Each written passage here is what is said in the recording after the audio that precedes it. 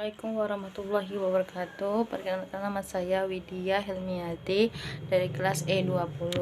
Di sini saya akan menyampaikan kesimpulan tentang metode tahfiz Al-Qur'an untuk anak usia dini. Mengapa Al-Qur'an merupakan salah satu bentuk interaksi umat Islam dengan Al-Qur'an yang telah berlangsung secara turun-menurun sejak Al-Qur'an pertama kali turun kepada Nabi Muhammad SAW, telah memudahkan Al-Quran untuk dihafalkan baik oleh umat Islam yang berasal dari Arab maupun selain Arab yang tidak mengerti arti kata-kata dalam Al-Quran yang menggunakan bahasa Arab. Tidak bisa dielakkan lagi bahwa dalam sejarah Al-Quran menjaga kemurniannya bukan hanya karena memang sudah ditulis sejak Al-Quran diwahyukan, akan tetapi juga karena partisipasi dari para penghafal Al-Quran. Al-Quran ketika akan dibukukan, dikumpulkan dalam bentuk benda-benda yang memungkinkan Al-Quran ditulis pada zaman Nabi. Misalnya di pelepah kurma, kepingan tulang, dan lempengan-lempengan batu. Lembaran-lembaran Al-Quran tersebut tidak diterima kecuali setelah dipersaksikan oleh dua orang saksi yang menyaksikan bahwa ayat Al-Quran tersebut tertulis dalam lembaran tersebut benar ditulis di hadapan Nabi Muhammad SAW. Kita masuk pada anak usia dini. Pondasi yang kuat adalah pondasi iman, tauhid, dan akhlak yang baik, sehingga anak akan tumbuh dan berkembang menjadi anak yang memiliki kepribadian dan prinsip yang tangguh. Dengan demikian, ketika dewasa, anak siap menghadapi hidup yang penuh tantangan dan ujian. Pada usia dini tersebut penting untuk menumbuh kembangkan berbagai potensi kecerdasan anak yang merupakan aspek psikologis yang dapat berpengaruh pada kecerdasan individu dan keberhasilan individu dalam belajar.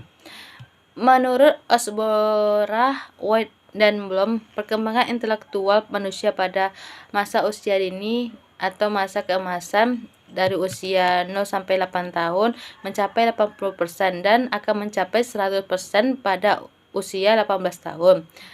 Dengan kata lain, sebagian besar perkembangan otak manusia terjadi pada masa usia dini.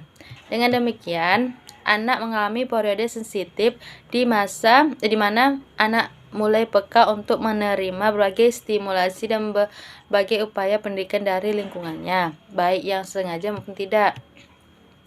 Berdasarkan pada realitas tersebut, bila kita tidak mempersiapkan program pendidikan yang baik, maka anak akan kehilangan kesempatan berharga yang akan berpengaruh besar pada tingkat intelektualitasnya. Dengan demikian, jika anak pada usia dini sudah diajarkan atau dibimbing untuk menghafal Al-Quran, hal itu tidak bertentangan dengan fitrah mereka, tetapi justru memberikan fondasi yang baik bagi mereka dalam hal intelektualitas dan emosional. Karena dalam menghafal, mereka belajar membiasakan rutinitas yang baik dalam keseharian mereka serta melatih pengendalian emosi dalam proses menghafal. Orang tua harus minta mengambil hati dan membangkitkan semangat anak dalam menghafal Al-Quran, misalnya dengan memberikan hadiah ketika anak berhasil mencapai target tertentu dan tidak memberikan hukuman jika anak melakukan kesalahan dalam proses menghafal.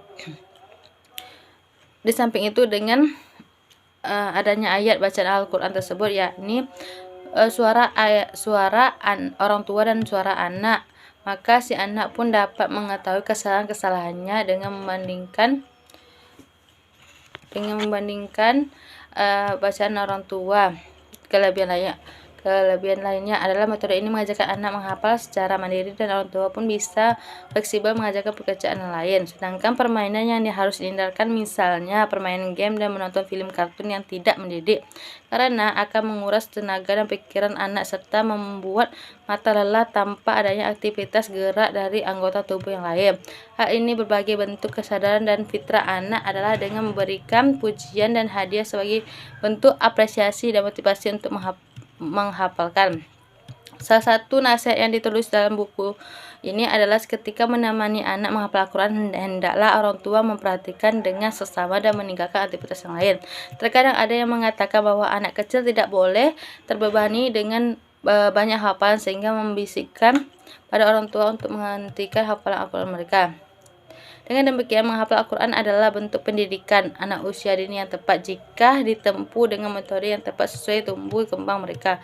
Dari perbahasan artikel ini, penulis meningkat metode tersebut, yakni metode talqin, pendengarkan rekaman baca Al-Quran baik dari CD, mutotar, qori, terkenal, suara guru maupun suara sendiri, dan metode gerakan dan isyarat.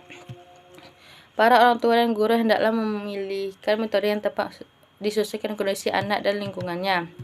Faktor utama dalam keberhasilan dalam membimbing anak usia dini adalah menghafal Al-Quran adalah niat dan doa yang ikhlas. Selain itu, beberapa hal ini tidak boleh diabaikan, yakni tidak menyalahkan fitrah anak, para orang tua yang optimal, manajemen waktu yang baik dan konsisten, serta komitmen dalam menjalankan rutinitas terkait proses penghafalan Al-Quran. Demikian kesimpulan yang saya bacakan tadi. Lebih kurangnya saya mohon maaf. Saya akhir dengan wassalamualaikum warahmatullahi wabarakatuh.